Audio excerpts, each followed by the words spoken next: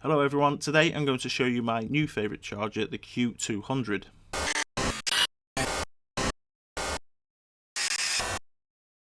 So you may have noticed that there's been a lack of product reviews over the last couple of months, and that's because of two things. First of all, because I've been doing a lot of racing, and second of all, because I want to live with the products rather than just get it and then review it straight away. You want to learn what the pros and cons are to all of them.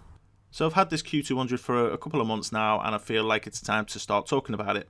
So it is a 4-port charger, and you can charge 4 batteries independently, up to 50 watts per charge. Or if you've got a particularly large battery, you can assign 2 of the channels to give out a maximum of 100 watts. It also covers you for all of the battery types, including lipo, high voltage, Li-Fi, Li-on, nickel metal hydride, NiCad and lead acid. You will also notice the Bluetooth mark on the box there, which means you can connect your phone to this to set up your charger that way and monitor it wirelessly. You can also connect this to your computer and control the charging that way. Also, you can keep an eye on the graphs so you can see on the health of the battery and its charging cycles, and save these graphs for later on so you can compare them later on in the future against how that battery is then performing. It might all seem a little bit nerdy, but if you're interested in keeping an eye on your battery health, then it's probably the best way of doing it. Inside the box we've got our manual, also the charger itself, and a bunch of cables. The cables come with 4 battery connectors with XT60s on there, as well as 4 balance cables. We also get a power adapter with the clover leaf, but this came with the Chinese or European kind of adapter on there, which is no good for me, so I just stuck a normal UK plug on there. Might be worth getting one of them off eBay.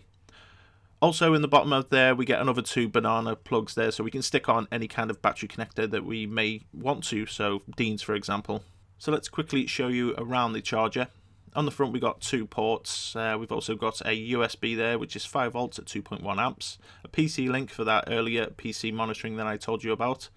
You can see we've got our balance connectors on the bottom and our banana connectors on the top. There are also ports for temperature monitoring, but you don't get any temperature sensors with this charger. However, there is an inbuilt temperature sensor to keep an eye on the internal temperature of the charger itself, so should anything start to raise in temperature, it can shut itself down. We have more connectors on the sides for the batteries, as well as inlet outlets, exhausts for heat. On the rear we have the XT60 connector for DC input. This is 11 to 18 volts, so a 4 cell will be fine. A power switch and a 100 volt to 240 volt AC input. Now my previous charger was the D100, so I'm just going to show that in here for size comparison. I know this is a popular charger, but I had a couple of problems with this, with connections and things like that. When I would put a battery on to charge, it would say that there is a misconnection, and you had to wiggle the wires around for a while before it would actually work. And it wasn't just my unit that done this, there was plenty of us in the race scene that had this issue. There was only a few small differences, one being that you could only charge 2 batteries at a time on this, and the fact that it had little legs that folded out. So let's now take a look at the menu system and some of the features on board. So each row on the menu system represents 1 battery, so we've got A, B, C and D. Now these can be programmed in any way that you want, so you can be charging a LiPo battery, a high voltage battery, a nickel metal hydride and a lead acid battery all at the same time on these different ports. So I've selected LiPo battery. We can see that we've got a current charge rate here. We can turn that up and down and select the amount of cells we're going to use. Once you're done, you can hold start and it will check the battery, and then you can start charging. I haven't got a battery connected here though. If you press the stop button, we can then go through all of the other battery types if we want to charge something different. The charger also has built-in battery meters and battery resistance meters. So you can plug a battery into one of the ports, so we're currently using port A, so that's where I'm going to plug a battery into now. And once we press the enter or start button, we can see our cells on our battery. You can see that these are all perfectly at 3.8 volts per cell. Pressing the button again will show you the full voltage and also our highest and lowest voltage. So we can see that our highest cell is actually 3.798 and our lowest cell is 3.795 volts. So from that we can see that our LiPo is perfectly balanced. Now the next thing we can do is our battery resistance, so we go on that and press enter. We can then see our battery resistance on each of the cells. The lower these numbers, the better, so we can see we've got 3, 2, 3, 3. So these are in perfect condition. But if you get yourself a battery that has a resistance in the teens or high teens, then it's probably worth not using that battery anymore, or retiring it to low amp draw duties, you know, like powering screens and VTXs and things.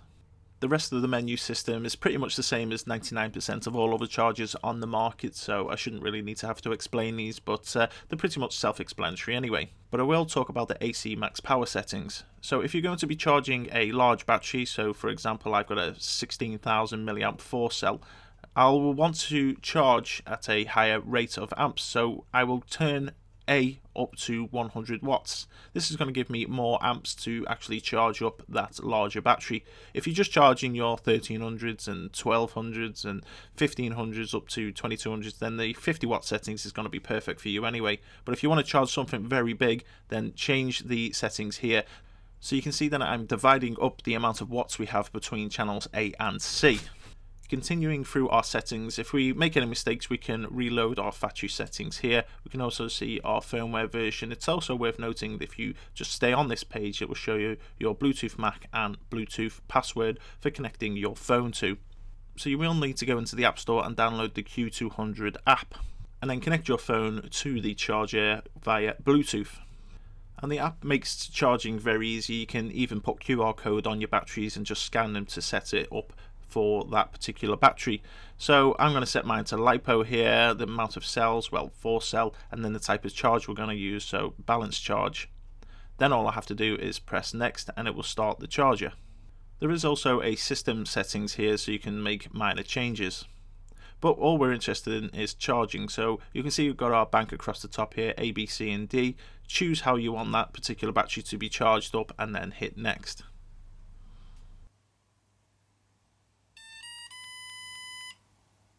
And once charging has started, your smart device will display all of the battery information on there. So this is handy if you want to keep it close to you, maybe on a computer or something, so you don't have to keep looking back to check the status of your battery charge.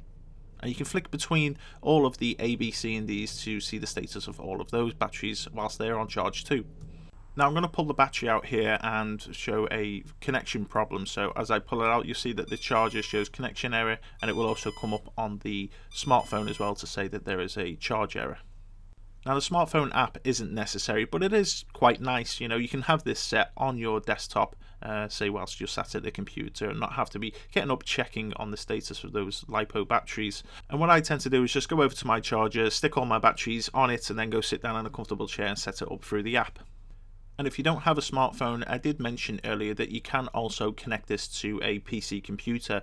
The nice thing about connecting it to a PC computer is that you then get these kind of graphs, so you can keep an eye on the health of your battery and store these graphs later on, so then you can compare them from, say, when you first got the battery to when you are a few months down the line of using that battery, and check up on its health. So for example, here's one of my high voltage batteries that I checked when I first bought it.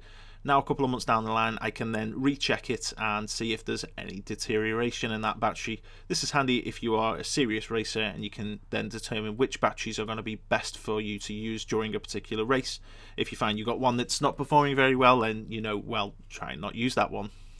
So that's it. This is one charger I can definitely recommend if you are in the market for a new one. So that's it for this video, guys. If you have any questions, then feel free to ask them below. There are also links below for more information. Thank you very much for watching. I'll be back soon.